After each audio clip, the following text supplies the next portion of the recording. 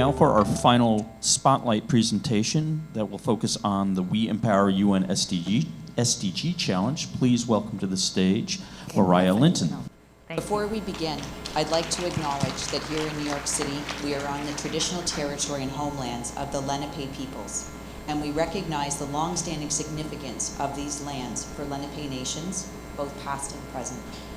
I also want to recognize that we have others joining us across North America and internationally today are on the traditional territories of many Indigenous nations. We honor and recognize the First Peoples of our territories and the ongoing contributions of Indigenous peoples to the vibrancy of our communities today. So good afternoon, everyone.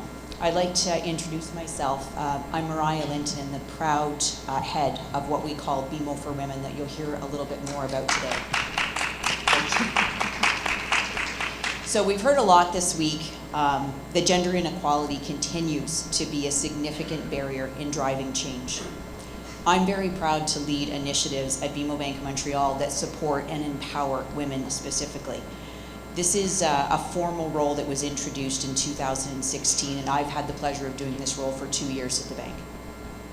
Women control or influence over 80% of consumer spending, which is why I feel so privileged to be here at the GF23 conference and participating in the incredible conversations that we've been having today.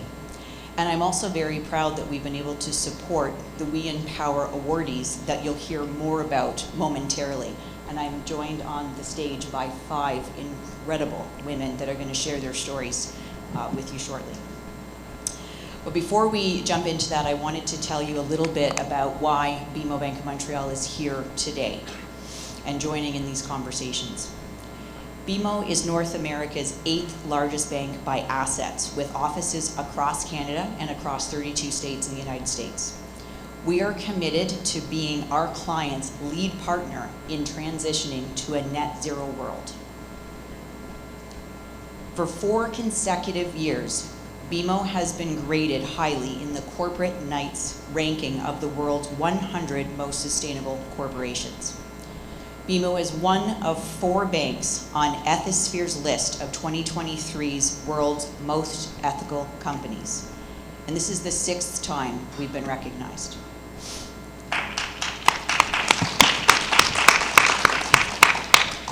Dow Jones Sustainability Index scored BMO in the 95th percentile of banks globally, specifically in the areas of environmental reporting, social reporting, and financial inclusion.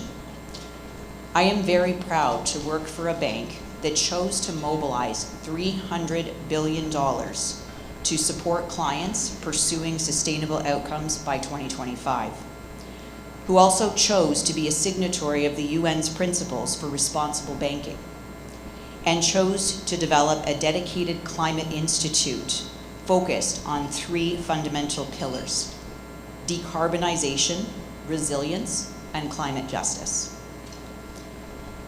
At this time, I'd like to introduce formally Amanda Ellis, a leader in the field of sustainability, former UN ambassador, professor of practice at Thunderbird School of Global Management, and senior global futures scholar and senior director of global partnerships and networks at the Julie and Wrigley Global Futures Lab.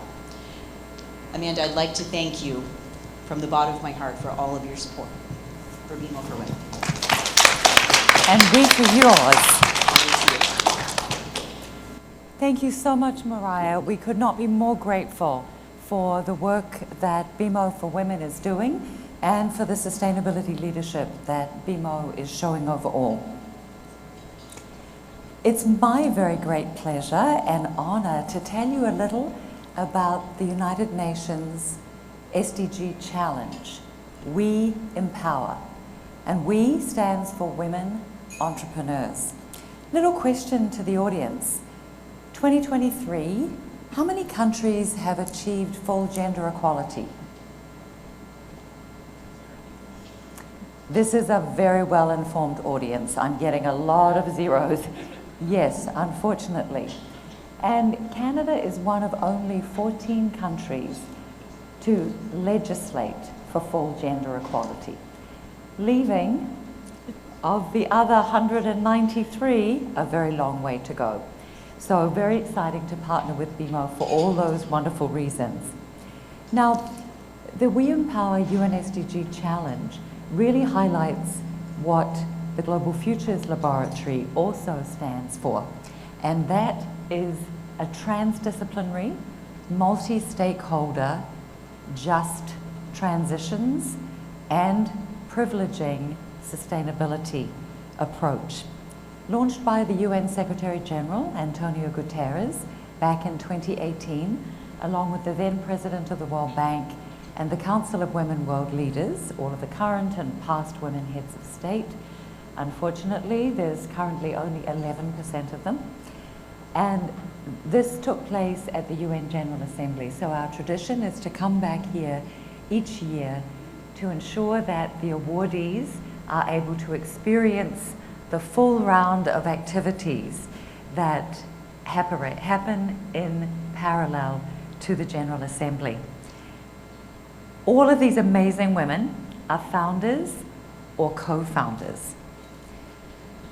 They are each winners from one of the 5 UN regions, and they were selected out of literally hundreds and hundreds of entries across all 193 UN member countries. So we're absolutely delighted to have them here. They are going to do a very short pitch for you in the following order. First of all, and I'm going to introduce them all and then leave the podium so they can then either sit or come to the podium as they choose. Diana Mbogo, who is the founder and managing director of Millennium Engineers from Tanzania. Karin Sempf, the CEO and founder of Innova from Panama. Andy Blair, the co-founder and director of business and innovation for Upflow from Aotearoa, New Zealand. Menna Farouk, the co-founder of Dosy in Egypt. And Susan Blanchet, the CEO and founder of Origen from Canada. Wait till you hear the incredible work these women are doing. Thank you.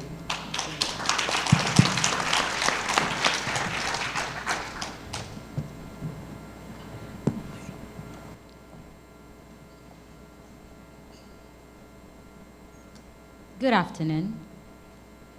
Yeah, it's afternoon. Good afternoon. The crowd is a little bit dry. Can I get a round of applause first for the ladies? Ah, that's much better. So my name is Ms. Diana Mbogo. I am the founder and managing director of Millennium Engineers Enterprises Limited in Tanzania. Just to kickstart,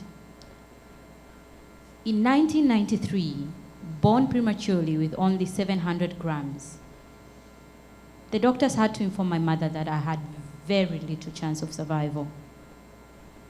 While family and friends pitied her for such a child, in her eyes, I saw myself as a princess, a warrior.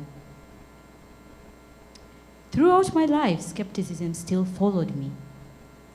With my tiny little body, I think you know prematures, and my big head, and my mother's smile, no one truly expected much from me. So I decided I could do anything. I learned to look where others aren't looking, where they have zero expectations. Millennium Engineers is 100% female-founded and female-led renewable energy company, specializing in untapped energy poverty markets. We design tailor-made solutions for businesses, communities, and value chains. Now I'd like you to take a deep breath like you're meditating. While you exhale, picture a sun-kissed morning on the shores of Lake Victoria, where the waves tell tales of resilience and hope. Here, Fishermen have toiled for generations, and the women traders meet them at the shore on down. These women spread out the catch on open land spaces or elevated platforms. But during rainy seasons, the fish doesn't dry. Over 70% is lost out to birds or washed ashore. And the 30 that remains rots. Fishing is a community effort, deeply rooted in tradition, but is currently facing climate challenges that threaten the sustainability and the livelihood of these communities. Their needs were whispered and their challenges were void. So we worked alongside these communities for a period of 3 years to redesign this value chain. We've now replaced 1,000 kerosene and lead acid batteries fishing lamps with efficient solar night fishing lamps that dance atop recycled plastic flotillas. This not only reduces the greenhouse gases from the kerosene, but also removes the lead acid batteries out of the lake. And it stretches further. It allows for the quiet growth of trees along the shores of Lake Victoria. But we didn't stop there. Guess what? For the ladies, for the women in these communities, we pushed further. We designed the first of the kind solar drying facilities for fish across sub-Saharan Africa. With only 5 of them installed, we are able to dry 6 tons of sardines in any given day. Do you know what this means to these communities and these women? They earn 70% more yield, they get a premium price for their produce, and it stretches further. It ensures food security in that region. Women and men alike have embraced these innovations. It goes out to prove that the African dream is one of unity and progress. As so, no one expected a female-founded and operated company in Tanzania to transition a very male-dominant sardine fishing industry into a model of modern, climate-adaptable, and mitigation. And yet here I am, my mother's daughter. Asante sana. Thank you.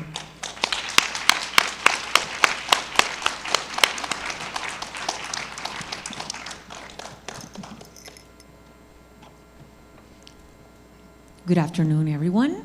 Thank you for the invitation. It's a pleasure and an honor to be here. My name is Karin Sempf. I am the Latin American and the Caribbean awardee. And I'm going to pitch about Innova Nation.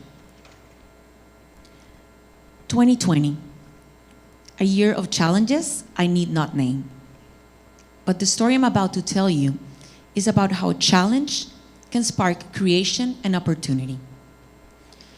A few weeks into the pandemic, my mind was racing. In Panama, a country in the midst of a profound education crisis, I understand what Innova Nation could achieve. Innova Nation is an educational lab. Innova Nation is an educational lab for the 21st century. We accelerate talent by offering learning programs and innovation challenges for children and teenagers from 8 to 18. And 2020 confirmed our mission. We need to rethink, revolutionize, and reinvent education. We exist because schools do not prepare our youth for the challenges of this world. Our programs include a leadership and mindset components, and where I think the magic happens, a take action component. We bring learning to life when our students create their projects to solve real life challenges. From the beginning, we included the SDGs because when they understand the goals, young people find solutions everywhere. These are some of the innovations being generated by our students. There's an AI-powered marketplace that connects customers to eco-friendly companies. They have just signed partnership and funding agreements. There's a freestanding electric streetlight powered by the wind. They're patenting the design and prototyping in Germany. There's a team that has written an algorithm to seek out the cheapest medicine in our communities, because Panama has the most expensive medicine in the region. Innova Nation is already changing the education and entrepreneurship ecosystem in Panama. During the past 6 years, we've trained over 12,000 students, and we're expanding into other countries of the region. Still, I find myself thinking, we're already a quarter of the way into the 21st century. Are we doing enough to update our systems of education and give equal opportunities to all? No. Achieving the SDGs is the best hope for our planet. We need every generation working on them together as soon as possible. Young people see challenges differently. They can be thinking, inventing, innovating, not in a decade, but now. Thank you.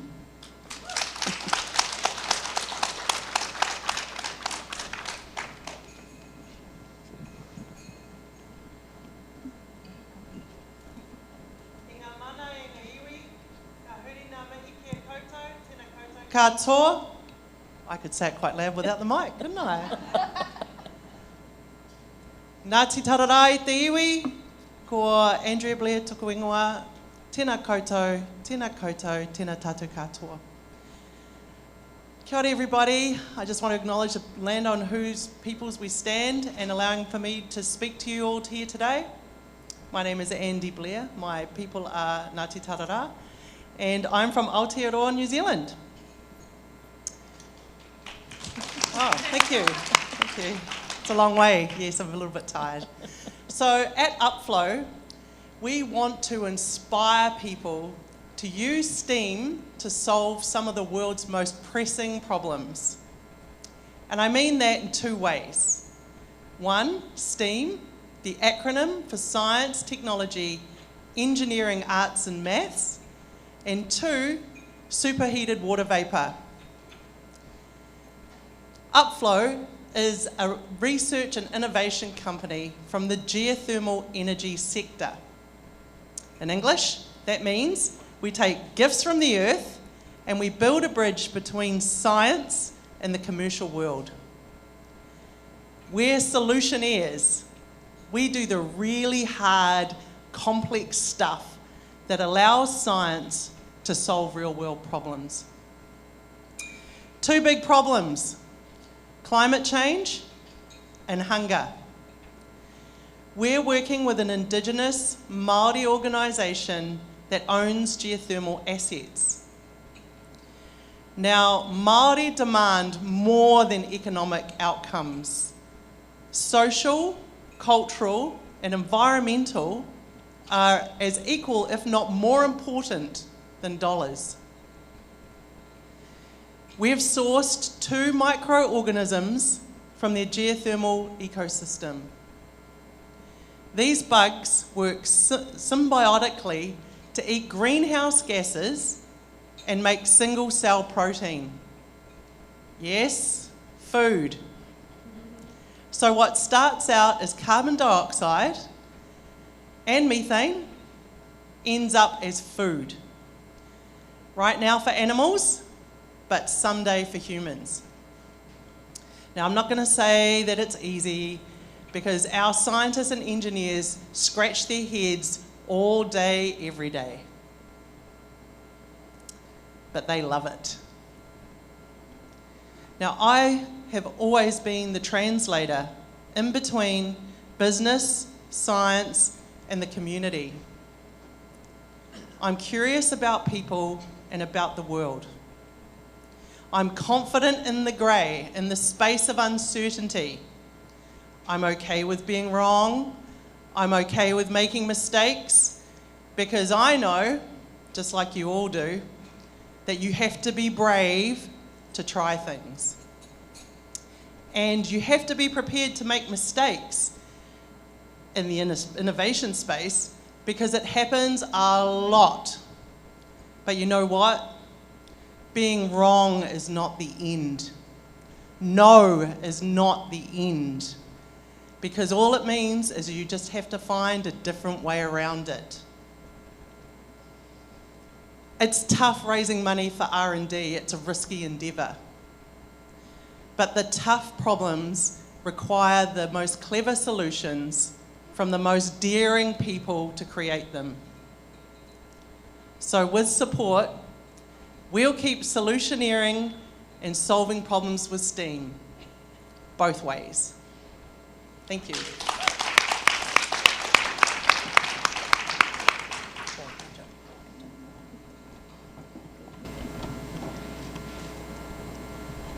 Hello, everyone. Thank you so much for having me. It's a pleasure to be here today. So my name is Menna Farouk. I am the co-founder of Dosy, and I am from Egypt. Dosy, take a risk. That's what it means. My sister and I wanted to learn how to ride a scooter. Our father would willingly drive us anywhere we want. But I thought that a woman shouldn't rely on another man in order to go to her school, university, or workplace. She should do that by herself. We wanted to learn, but we couldn't find a nearby instructor. There was only one academy teaching women how to ride scooters and bicycles, but it was very far away and not convenient. We searched and found that there are many individual instructors spread across the city, but there is no one online platform that can connect customers with trainers. So we created Dosy. Dosy is an online platform through which women can book their scooter and bicycle classes online, and then they get matched with a female instructor and they get retraining in their neighborhoods. We both empower women on the road by teaching them how to ride scooters and bicycles, and we also empower them economically by giving them the opportunity to become instructors after they finish the training with us. Learning to ride was a liberating experience for me. It helped me heal a wound shared by every woman in our conservative society. Repression we grow up with, being told that we can only be safe when accompanied by a man. Now on the streets of Egypt, you can see more and more women ride scooters and bicycles. They even get the support from other women who see them on the road. We believe that Dosy is not just an idea that teaches women how to ride scooters and bicycles, but it's also an idea that can help us solve many of the problems that we face on a daily basis, like traffic pollution, unemployment among women, and even healing a trauma. When life gets tough, Dosy, or right? That's our slogan. Thank you.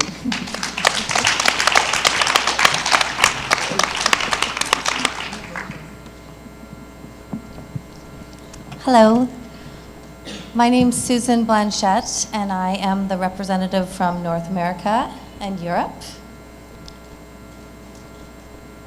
And I want to definitely just say a huge thank you to ASU, Julia and Wrigley, and to BMO for sponsoring us, because we would not be here without their generous support. And this week has been incredible, and we've become friends forever.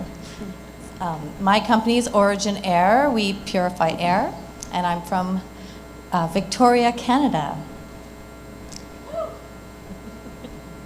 So as a teen, I read Rachel Carson's Silent Spring, and it horrified me that toxins in our environment accumulate in our bodies. I wanted to do something about it.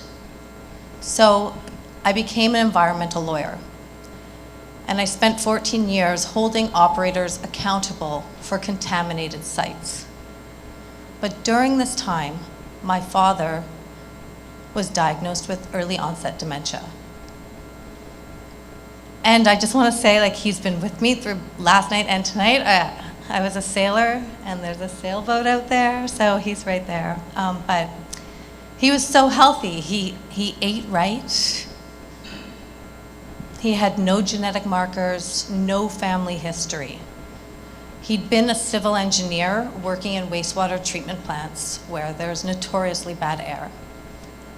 So I did my research because of my experience in contaminated sites. And I eventually decided, I can't prove that. How do you prove it? Air moves. It's hard to measure. So if I couldn't litigate bad air, I decided that I would have to learn how to clean it. Origen Air purifies indoor air. So we combine mechanical air purification with a beautiful biofilter. Super plants, genetically enhanced with a liver enzyme to remove volatile organic compounds. These plants metabolize these airborne toxins into oxygen and plant growth. But we're just getting started because, for one, if the plants can continuously metabolize these toxins, they will work always. And they never end up in landfills where you find every other filter. One thing, though, that really bugs me is that we treat indoor air at the expense of our planet. Buildings before COVID represented 20% of global greenhouse gas emissions. So air is pulled into a building, but the expense and the carbon footprint come from the energy required to heat or cool this air. When COVID happened, facility managers started pulling in more air exchanges. But rather than recirculate the air in the building, they just dump it and pull in more, like a bathtub without a plug. It's like turning on a tap and letting it run all day, every day. And those greenhouse gases doubled. So my vision is a building with a huge glass biosphere. Air will be brought in through our multi-barrier air purification, including our genetically enhanced plants. We will be able to recirculate 80% of the air in a building, which would result in a 40% decrease in greenhouse gases. This is our quadruple bottom line: people, planet, profits, and plants. Thank you.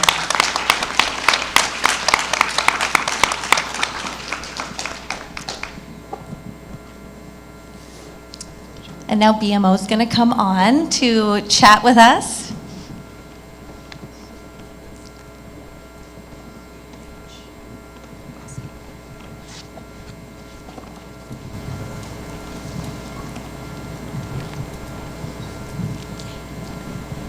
Excellent. So as we turn our session to driving real progress towards sustainable economies, there's one of our panelists I've not yet had an opportunity to introduce.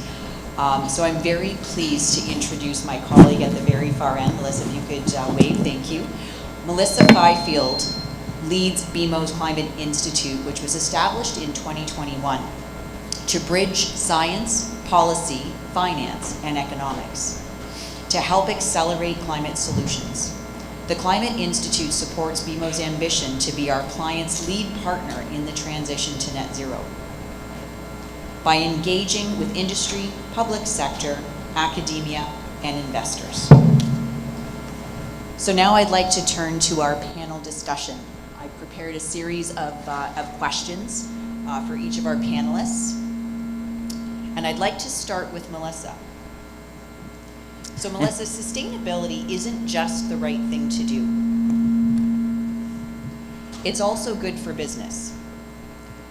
Can you share with us some examples on why this may be the case? Sure, thanks Mariah, and it's a pleasure to be here. The bottom line is that companies that have higher environmental, social, and governance scores as rated by their investors perform better than any other company. And what does that mean? So environmental, social, governance factors I'm sure most folks in this room are familiar with the term, but it's things like who is governing the company? How are you managing environmental impacts of your products, of your operations? And how are you treating the people that either work for you or live in the communities that your business serves? So companies that rate higher on those scores tend to perform better financially. Not tend to, actually, all studies point to this fact. They are they're better run, and therefore they perform better financially. This has everything to do with the fact that they're better managing the risks of their business. They have higher employee retention scores.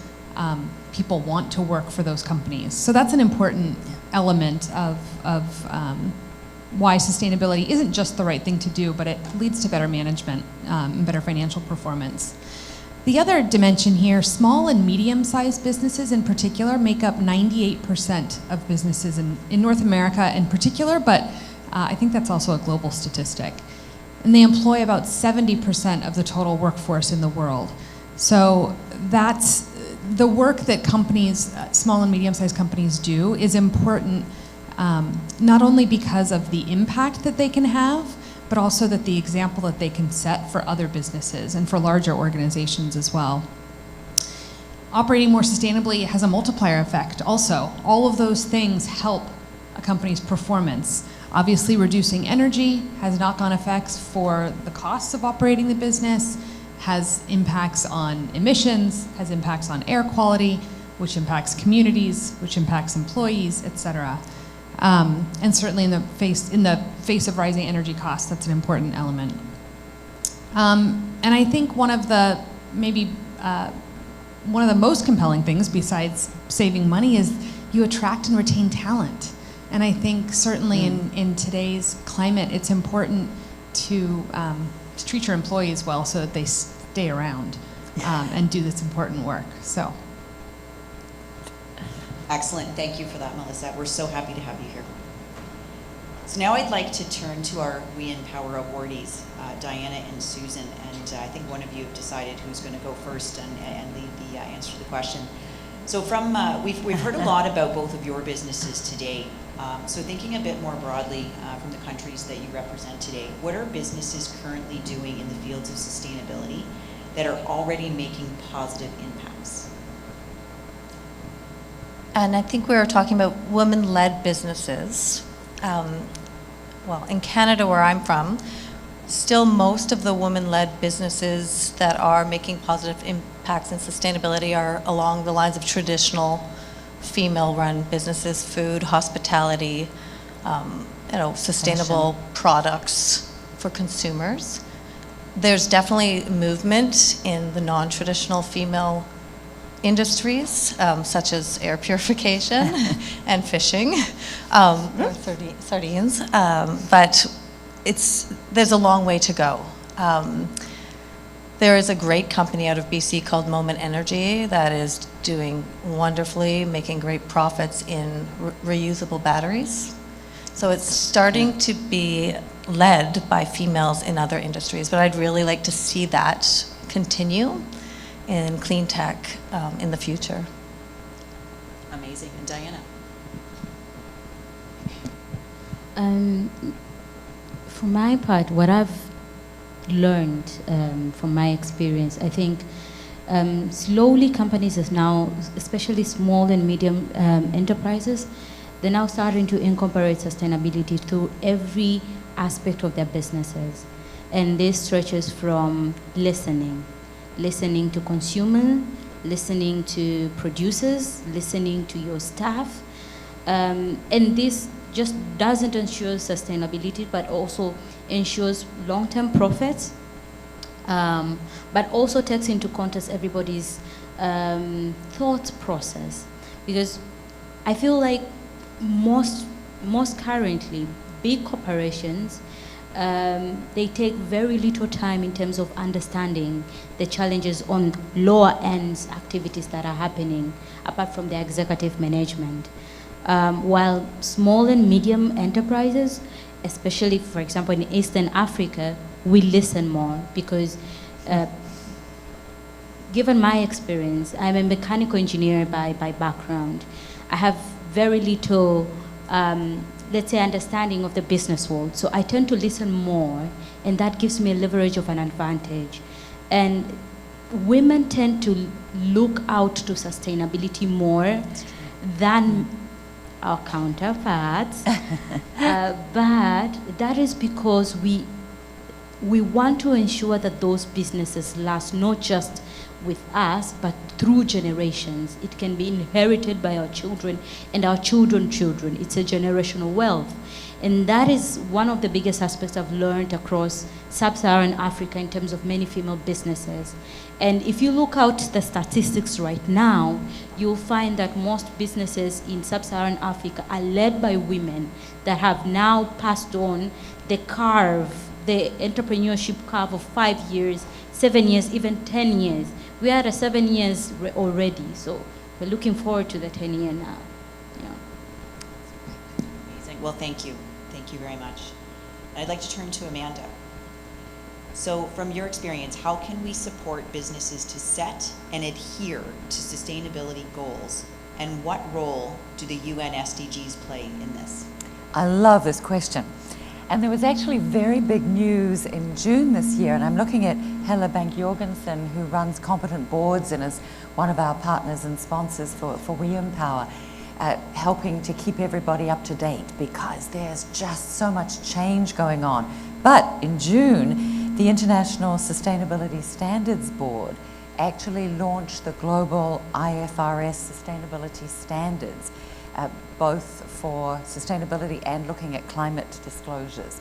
So that will bring together the plethora of different kinds of metrics there's been so much interest in this area for many reasons, as has been so well outlined, from this move from shareholder to stakeholder, the fact that consumers are demanding it, the fact that employees want it, and particularly millennials.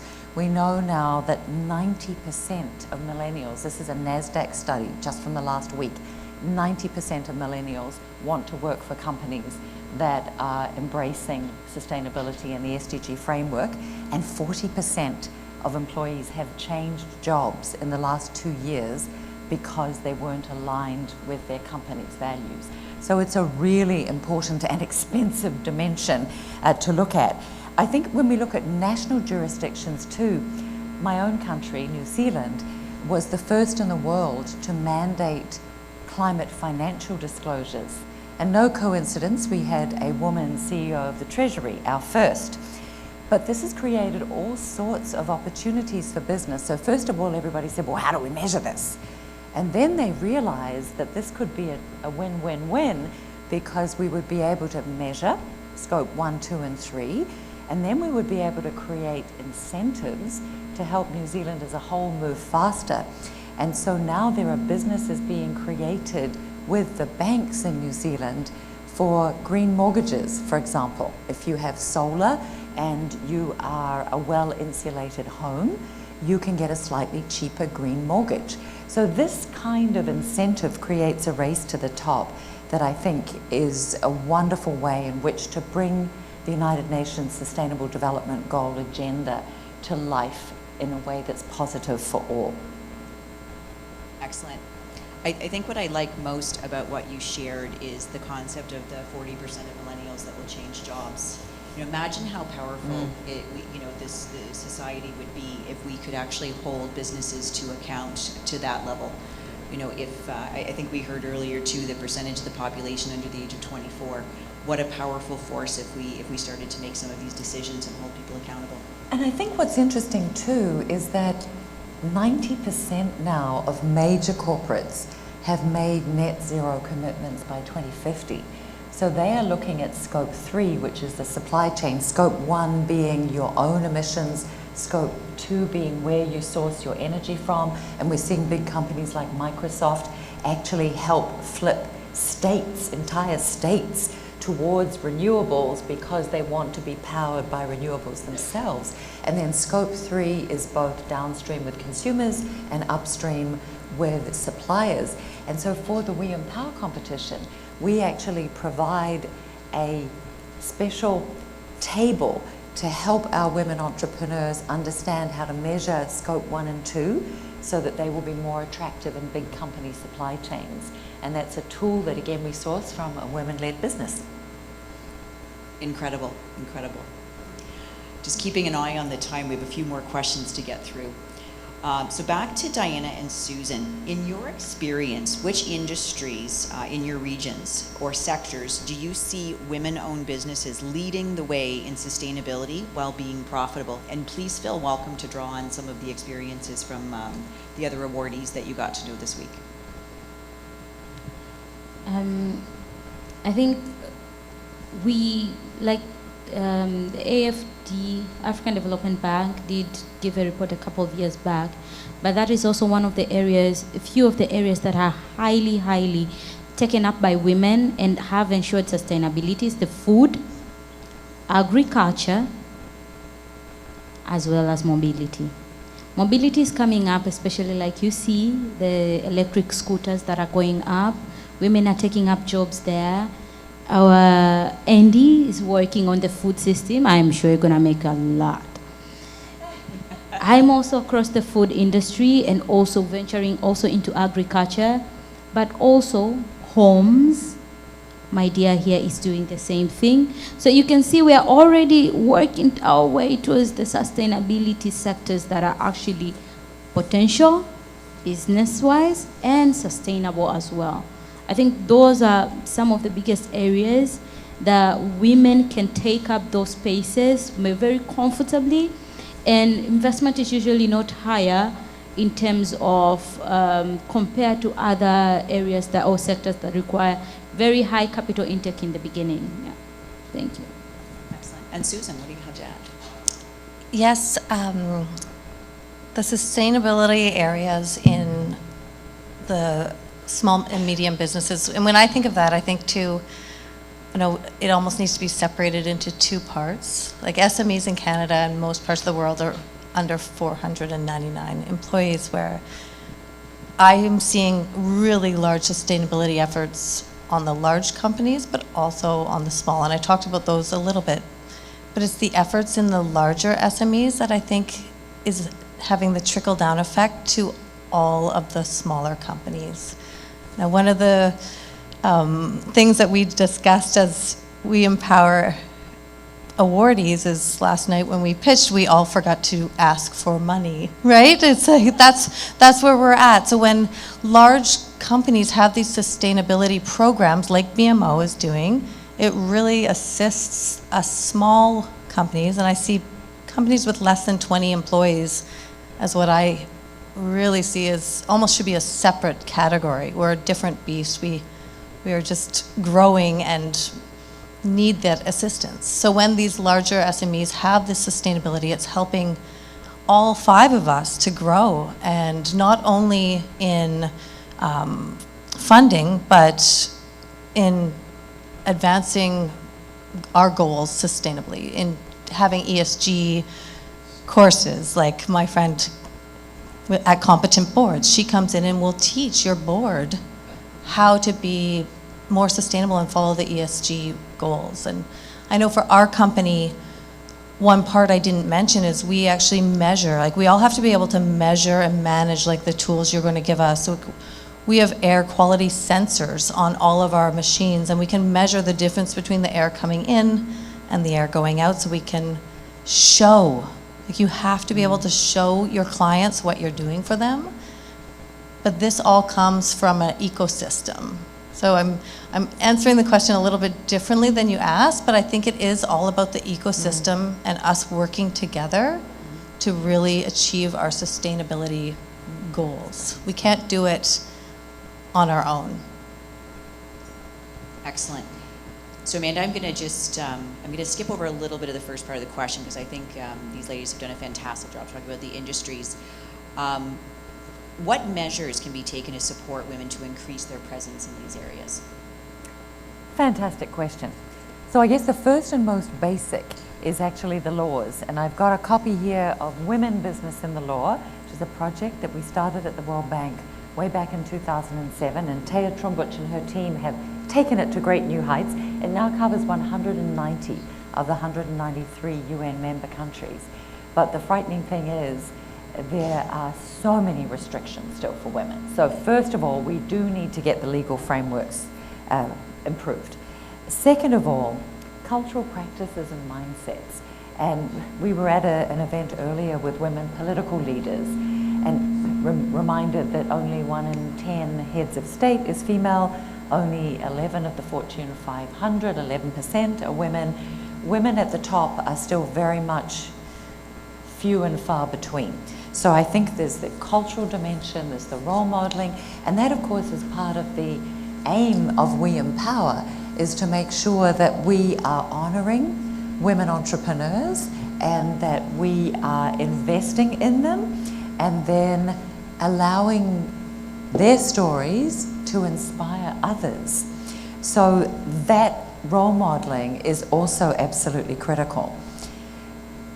When we think about cultural processes and mindsets too, often the laws can be good, but the culture is not so good, and that can impact finance. And that's where a bank like BMO can really make a big difference.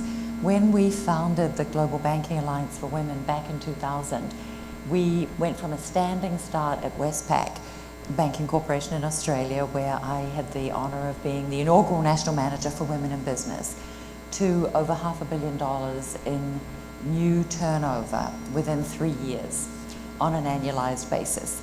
And that was because there was so much need for education among our male bankers. I was the only woman on the business banking top team. And of course, there was also the fact that women don't ask for money. We were talking about this last night.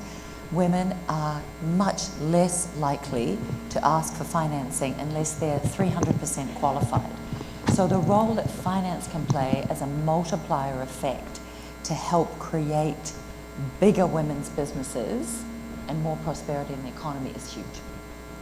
Thank you for that. That's absolutely fantastic, and that's why we do spend a lot of time at BMO focusing on helping women with their confidence and knowledge. Knowledge is definitely power. So I really appreciate it. I know we had that conversation yesterday. Melissa, I'm gonna rapidly go through a couple of questions with you in the interest of time. How does sustainable business practices intersect with social equity? It's a great question, because I think that is a critical element, is looking at the connection point between climate impact and the impacts on people. That's how we experience the changes, and I think that's how people most connect with the solutions as well. I'm super excited actually to share an example, something that we announced earlier this week, which is a grant that BMO has given to an organization called Grid Alternatives, which primarily focuses in the western United States, California and Colorado in particular. But this is a 3-year partnership, a $3 million 3-year partnership that's focused on scaling residential solar in low and moderate income communities. Great. The important thing about that is obviously we're scaling solar, which is great, but it has a knock-on effect for the community. It's reducing reliance on traditional sources of energy for the household, and it reduces about 80% of the energy costs for the families that are installing it on their rooftops, which is an incredible continuous benefit that they receive beyond just the solar panels. I'll tell a quick story. I was just on a rooftop on Friday installing solar panels, which was an incredible experience. But also what was so great was to see, we're up on the roof. Somebody checked my work, don't worry. They did not let me up there doing it on my own. They checked and it worked. But it brought the whole neighborhood out, and it turned into a little bit of a block party.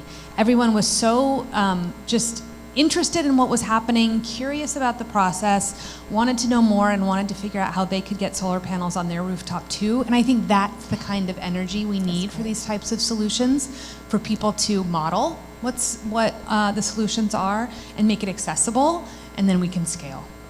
Fantastic. Amazing. I'd love an invitation next time we have an opportunity to do that. Last question. So I want to turn back to Diana and Susan and just ask the two of you, given your experience this past week and beyond, how can we, the collective we in the room and our audience that is joining us, how can we use our influence to support sustainable business, particularly those run by women entrepreneurs? The first and foremost is partnerships. Let's get married. So partnerships for the goals and partnerships with common values, yes? You're looking for sustainability. We are also aiming for sustainability. We already have the work done, most of it. We already have the demonstration done of the businesses, the sustainability, the outreach to these communities. Then let's partner up together to push even further these technologies, these solutions, but also to push sustainability among these communities. Because I understand that sustainability is, as you say, it starts at home.